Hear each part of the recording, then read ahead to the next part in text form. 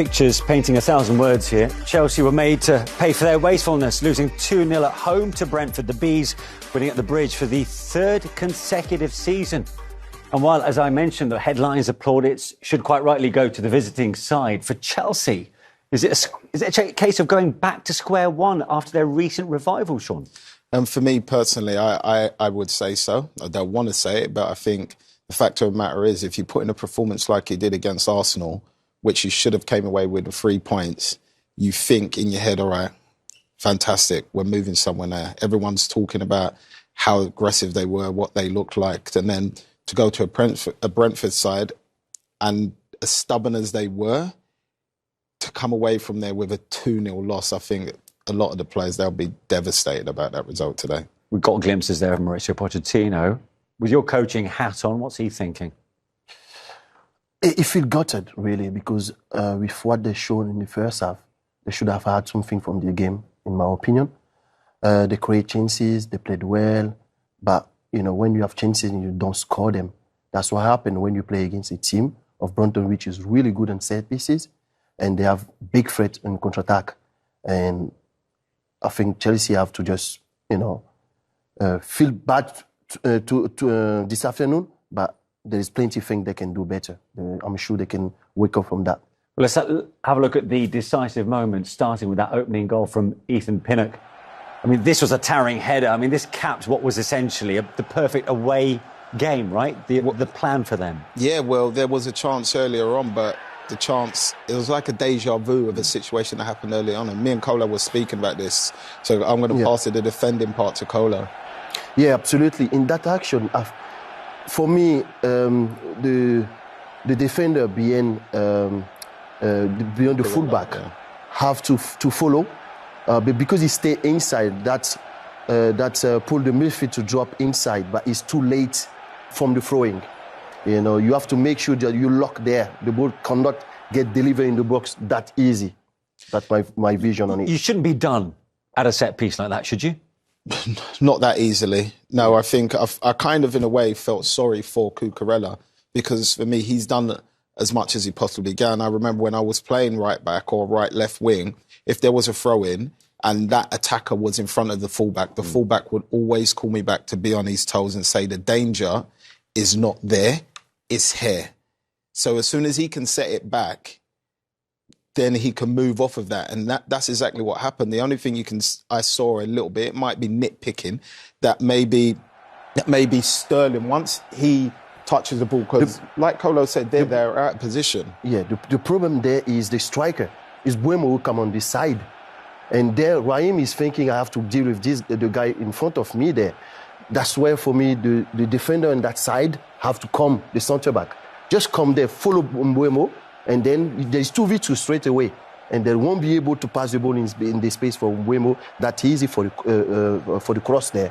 And I think, they haven't dealt with that really well in that. And there's few times in throwing where Brentford just throw the ball too easily.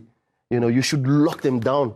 Yeah, but that's what I was saying before in that one when we was talking about it. Yeah. Once that throw's made, what happens if Raheem drops? Because obviously he can see as well that throw-in's there. Wouldn't you rather, as a defender, because you're set up already for corners, that the ball go back to the Brentford defender that way rather than the 1-2 situation that they set up? Surely it would be better, say, chuck the cross in. We'll deal with that when that comes in. I think nowadays with managers, everything is already organized. Simple throwing is already organized defensively. Every player knows his role, and I'm sure that maybe you have to check, but you can ask Raheem if you can. I'm sure that his role was to stay there, but on the other side, they haven't dealt really well with the thrower, and I think that was the problem, really. Yeah, I mean, no doubt Mauricio Pochettino will be bitterly disappointed. We all know Brentford are key from set pieces. A lot of their goals stem from them. And then from the throw-in, clearly, they were pretty devastating. And then into injury time, clearly Chelsea chucked everybody forward, including Robert Sanchez, their goalkeeper, in desperate need of an equaliser. And it backfired. But, Sean, tell me about Neal Maupay here. Why did he not go for goal? I don't know. I honestly can't answer it, but I have to give Sanchez, he's a quick goalie. He's very quick to make up the ground he did, but you could see Sanchez's hair was catching him, and I'm thinking, just shoot. It's like you're in the middle of the goal, just roll it. But the kind of tackle makes it look like he passes it. I'm not sure if he passes it or not, but in the end, it's a great breakaway goal. I think in there really, he done well at the end, because when we watched that before, I was like, why he didn't score? But I think the goalkeeper just came really well, and he felt the pressure for him. That's why he gave the ball to Mbeumo, which is the right decision in my opinion there. No, he's got to score. He's a striker. He's got to put that in the back of the net. He needs goals at the minute. But the thing is, of course, he had a goal chalked off last week, and then, of course, Everton didn't quite go to plan. So you'd think he'd be biting, or chomping at the bit, I should say, to try and get on the score sheet. But is that a confidence thing? What is it? I'm not sure, but you ask any striker, if they was in that position and they had scored 4 goals in that game, they still would have taken that shot. Yeah. I don't think they would have passed it, because it looked impossible to miss. He was in the centre of goal. And if he had realised, the goalkeeper fell over as well.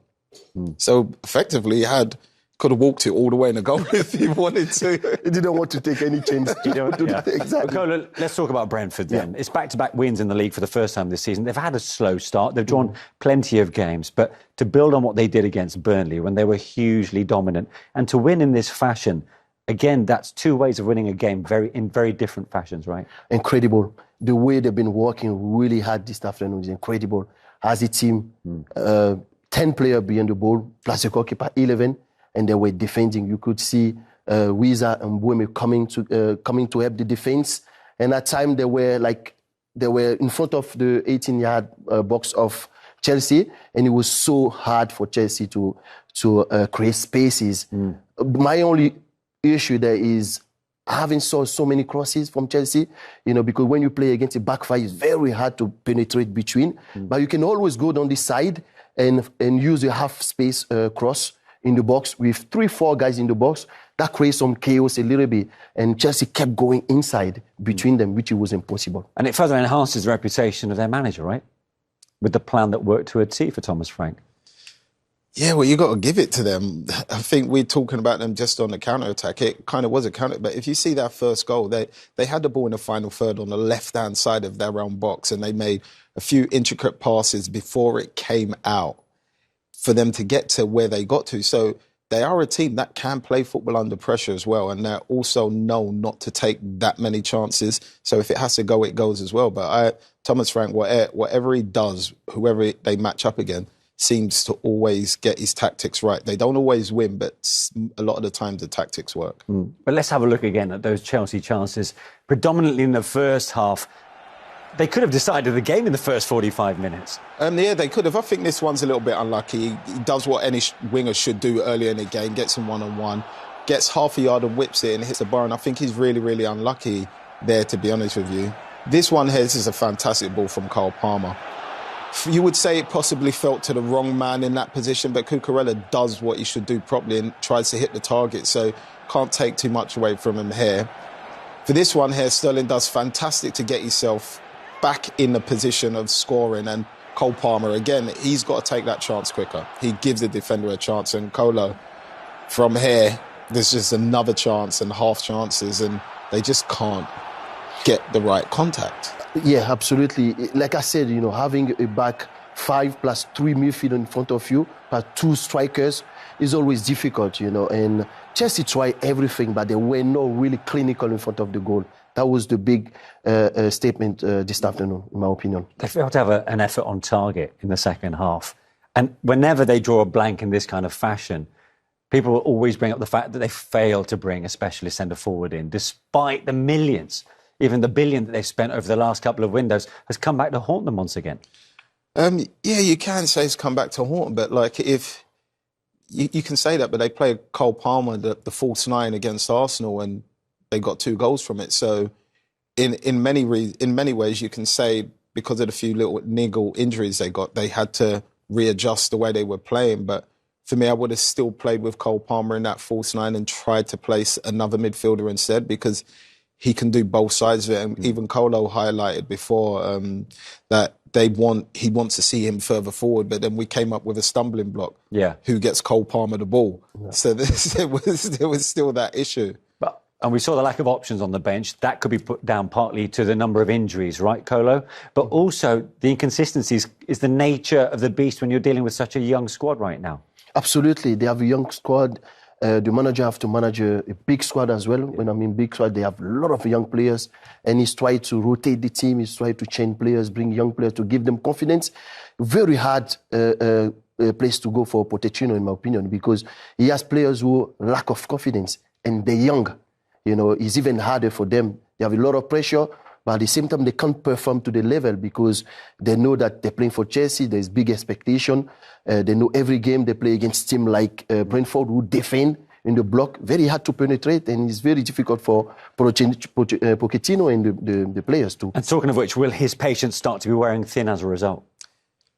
Yeah, I think so. I think it will do. I think, but you just got to stick with 11 players for now and let them play 5 games back to back and see where that goes. Yeah. OK, let's get some post-match reaction then, shall we, on what was another terrific win for Brentford away to Chelsea. Christian Nørgaard joins us now from Stamford Bridge.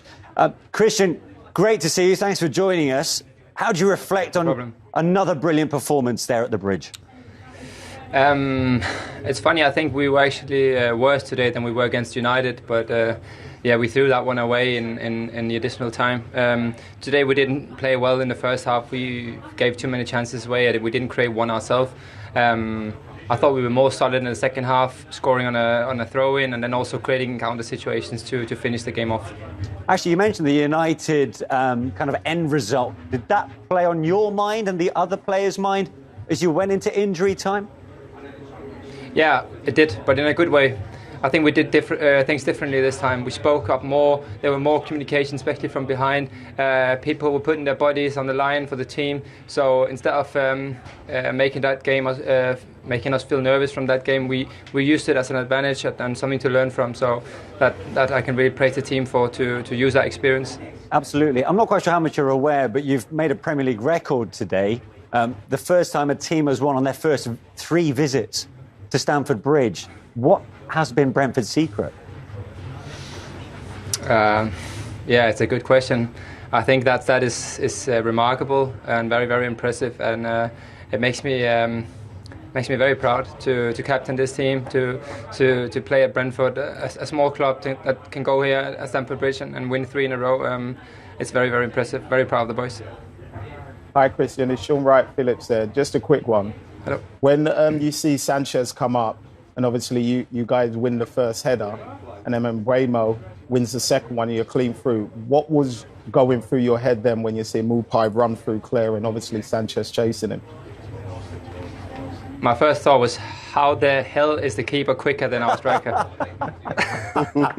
He nearly caught him. I feel like it's okay now that we won. I can go a bit hard on him now, but of course it was nice to see him go through. I'm sure he wanted to finish it off himself, but he was too slow, so it's good he could just pass it to Bryan. Brilliant. Listen, Christian, thank you so much for joining us. Well done again on what was in the end a historic victory for Brentford. Thank you so much, guys. Bye. Brilliant stuff. Brentford captain Christian Nørgaard. Mauricio, when you dominate a game the way you did, are you left scratching your head wondering how you've lost that? Yeah, exactly. It's difficult now, to accept the defeat, because after the first half that we play really well, dominate and create the chances, we have the control. I think Brentford didn't do, what they planned, and I think we were so good. But of course, in the last third, you need to score and be very, very clinical. When that not happen, you need some luck, maybe to score or to the opponent score own goal.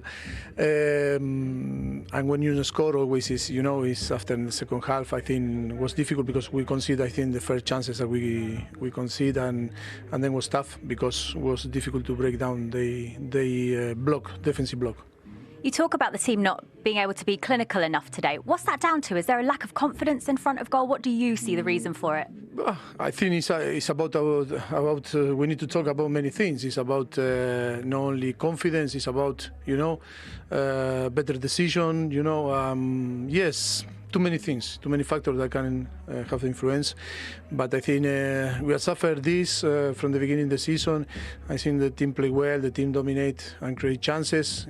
And yes, it's really disappointed. Really the frustration is arrive to the team. When we concede and then you will start to take, to right decision, no right decisions, and start to play rush, and we didn't have, the calm and the relax to say keep going playing because we are going to score. And that was really, really disappointed, because we were better team, better side, but on the end we conceded 2 goals. On the end, the last is amazing because in the way that happened. But I think, yes, really, really, really disappointed. You talk about that second goal. Robert Sanchez was criticised last week for an error that led to Arsenal getting back into the game against you. How is he handling the criticism since his move to Chelsea, and how can you help him? No, I think it's about to get the experience, to live the experience. I think if you want to be a keeper or to be here in Chelsea and in a big club, you need to deal with this situation. Helping is giving our confidence and trust on him, and of course working hard every day. Your only win at Stamford Bridge in the Premier League this season was against Luton. When does the home form start to become worrying for you? No, of course. I am not happy. I think the player also, all the club is not happy about the run. It's a long time that we need to be more consistent here. Yes, very, very disappointed with this. Of course, worry, I don't know is the right word, but of course, yes, we feel the responsibility that we need to change that dynamic. Thanks, Mauricio. You're welcome. Thank you.